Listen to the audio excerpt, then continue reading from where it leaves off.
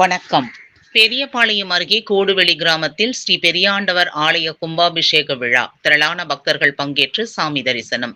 திருவள்ளூர் மாவட்டம் பெரியபாளையம் அடுத்த கோடுவெளி ஊராட்சிக்கு உட்பட்ட 42 காரணி கிராமத்தில் சுமார் 100 ஆண்டுகள் பழமை வாய்ந்த ஸ்ரீ பெரியாண்டவர் கோவிலை கிராம மக்களின் பங்களிப்புடன் புனரமைத்து பணிகள் மேற்கொள்ளப்பட்டு கும்பாபிஷேக விழா இன்று வெகு விமர்சையாக நடைபெற்றது.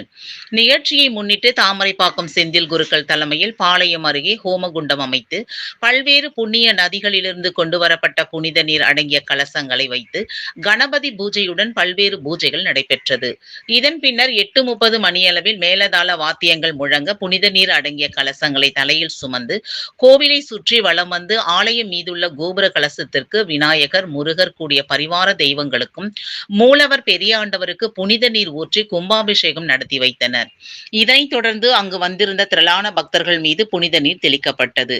தொடர்ந்து மூலவர் பெரியாண்டவருக்கு பல்வேறு வாசனை திரவியங்கள் கொண்டு சிறப்பு அபிஷேகம் செய்து வண்ண மலர்களாலும் அலங்காரம் செய்து மகா தீப ஆராதனை காண்பிக்கப்பட்டது.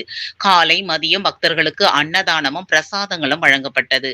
நிகழ்ச்சிக்கான ஏற்பாடுகளை கிராம பொதுமக்கள் மிக சிறப்பாக செய்திருந்தனர்.